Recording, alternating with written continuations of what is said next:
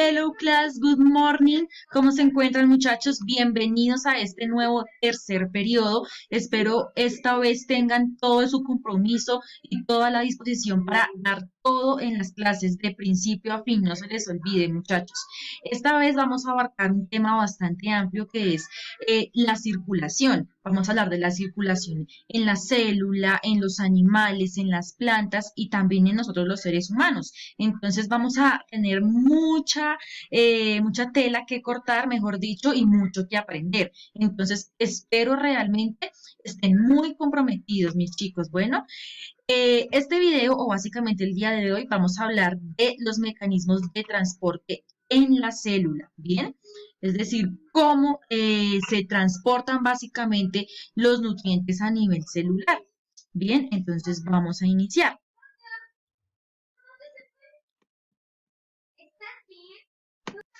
Nosotros suponemos que la circulación tiene que ver únicamente con las venas y transportar sangre, pues resulta que no. También tiene que ver un nivel micro que tiene que ver con las células, en donde las células deben transportar los nutrientes de un lugar a otro y por todas las partes de nuestro cuerpo.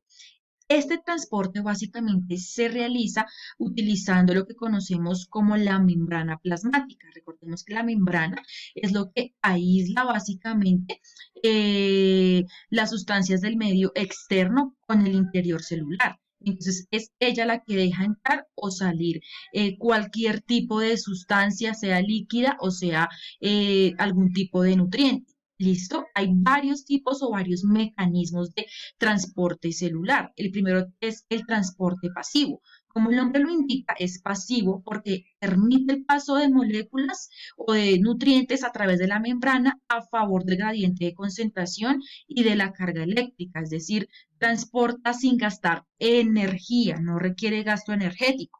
¿Listo? Uno de estos, o un ejemplo de estos, es la ósmosis, que es el transporte de moléculas y de agua a través de la membrana plasmática, siguiendo el mismo gradiente de concentración, es decir, como si fuera la corriente de un río, siguiendo la corriente. Entonces caminan o se transportan a favor, ¿listo? Y no gastan nada de energía, ¿listo? Esto ocurre básicamente en las membranas porque llevan básicamente sustancias disueltas en agua.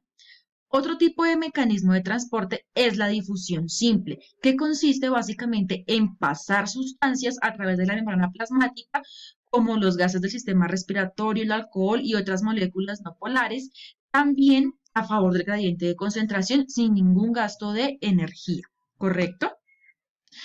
Otro tipo de transporte pasivo es la difusión facilitada.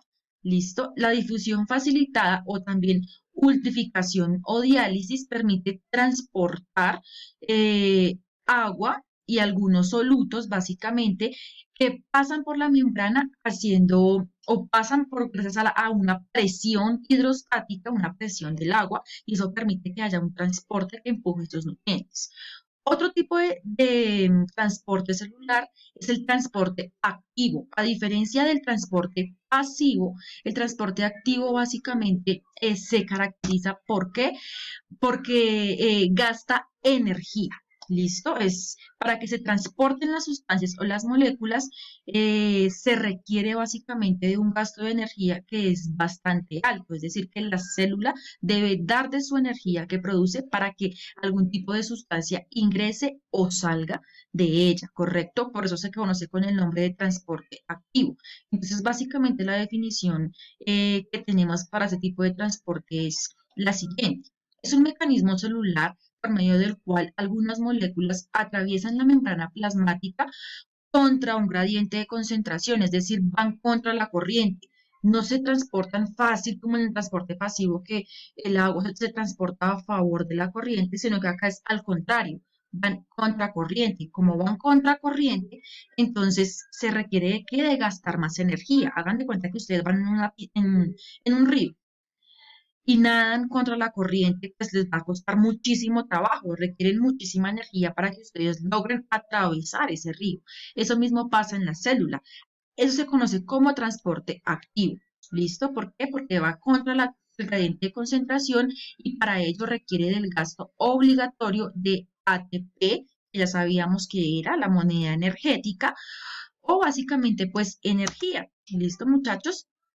Generalmente ese transporte se da de una zona de baja concentración a otra de alta concentración. Existen tres tipos de ATP: el unitransporte, el antitransporte y el simpotransporte. Unitransporte porque transporta una sola molécula. Y el antiportador o sin portador es porque es un ATP, o bueno, básicamente una proteína que lleva varias moléculas al mismo tiempo. Y esto lo realiza a través de un mecanismo que se conoce como la bomba de sodio-potasio. Esta bomba de sodio-potasio es un mecanismo de transporte activo o gasto de energía, donde básicamente aquí tenemos la membrana, aquí la estoy señalando, y en la membrana, pues a través de la membrana tenemos atravesadas un montón de proteínas. Cuando ustedes ven membrana plasmática por allá en sexto, deben recordarlo. La membrana tiene alrededor de ella proteínas, que son como estas que vemos aquí moraditas. Esas son las que se abren y se cierran para dejar entrar o salir sustancias, ¿cierto? Si es transporte pasivo, ella se abre sin necesidad de energía y deja entrar sustancias a favor de la concentración. Pero si es transporte activo, debe, valga la redundancia, activarse un mecanismo en donde debe liberarse energía, debe llegar energía a esa proteína para que esa proteína se pueda abrir y pueda permitir el ingreso contra la concentración de algún tipo de sustancia. ¿Listo?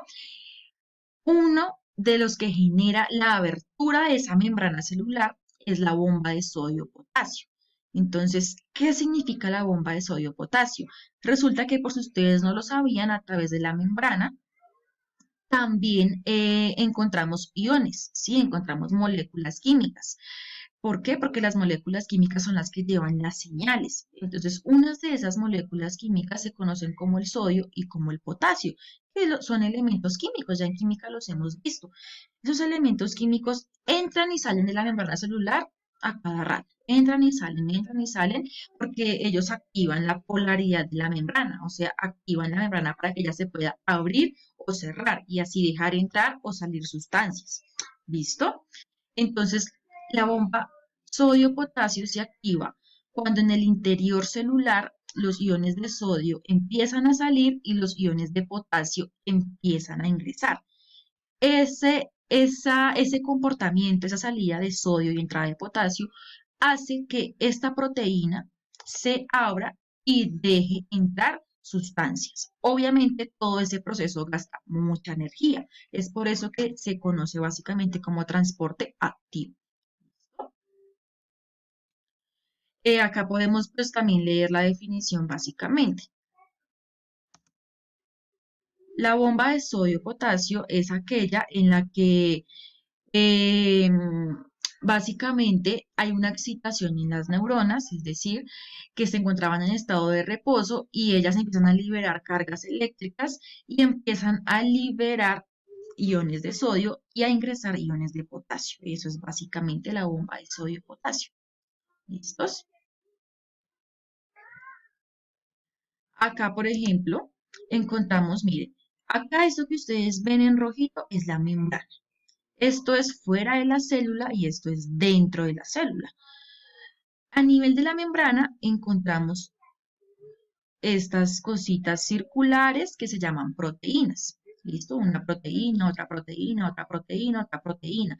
Y ellas son las que se modifican, es decir, se abren o se cierran para dejar entrar sustancias químicas. ¿Listo? Entonces, cuando se activa el transporte activo,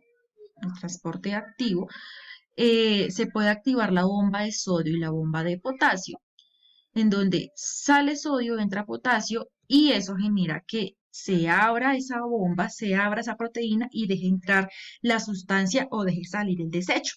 ¿Listo? Así es como funciona básicamente. Entonces, para que se den cuenta aquí de la estructura de la membrana. Otro tipo de transporte activo es el transporte activo primario, en donde básicamente la energía del ATP empuja la sustancia para que cruce la membrana. Se libera ATP y eso hace que cruce una sustancia a través de la membrana. Y el transporte activo secundario es el que básicamente mantiene la bomba de sodio-potasio, se mantiene, funciona de la misma manera, pasa a través de la membrana, pero los iones tienen tendencia a entrar a través de los poros y liberar energía que pueda ser aprovechada por otras moléculas. ¿Listo? Eso se conoce como transporte activo secundario, donde la bomba de sodio-potasio se activa, abre aquí la proteína, entran las sustancias y además se libera energía que puede ser utilizada en otros procesos de la célula, ¿listo? O para entrar a otras sustancias, básicamente, pues puede ser utilizada para muchísimas cosas. Recordemos que nuestro cuerpo, pues todo el tiempo necesita, ¿qué? Energía. Bien, muchachos. Esos son los principales tipos de transporte en la célula, para que lo tengamos presente. Que cuando nosotros nos alimentamos o también cuando transportamos nutrientes por nuestra sangre, básicamente esos nutrientes deben ir a la célula y realizar esos transportes que les acabé de explicar. Entonces, para resumir, existen dos tipos de transporte celular, el transporte pasivo, en donde no se gasta energía porque el agua y los nutrientes fluyen a través del gradiente de concentración. Y dentro del transporte pasivo encontramos la ósmosis y la difusión simple y difusión facilitada. Y tenemos el transporte activo, que se llama de esa manera porque activa energía, requiere energía, ya que los iones, moléculas, nutrientes y agua se transportan en contra del gradiente de concentración, entonces se requieren de utilizar bastante energía, ¿listo? Para poder atravesar. Y para que el transporte activo se dé, pues se activa la bomba sodio-potasio y un transporte activo primario y transporte activo secundario. Ese es el resumen básicamente del transporte celular, para que lo veamos de una manera más amplia y no nos quedemos con que la circulación es únicamente venas, sangre y corazón. No, los nutrientes pasan por todos esos conductos, claro que sí, pero la finalidad del nutriente es llegar a la célula y según el tipo de nutriente, si es muy grande, si es muy pequeño, si va en contra de la concentración o no, pues realiza alguno de estos tipos de transporte para poder entrar a la célula y poder hacer las funciones que nuestro cuerpo necesite. ¿Listo, muchachos? Básicamente es eso. Cualquier duda, no duden en consultármela. Entonces, muchísimas gracias.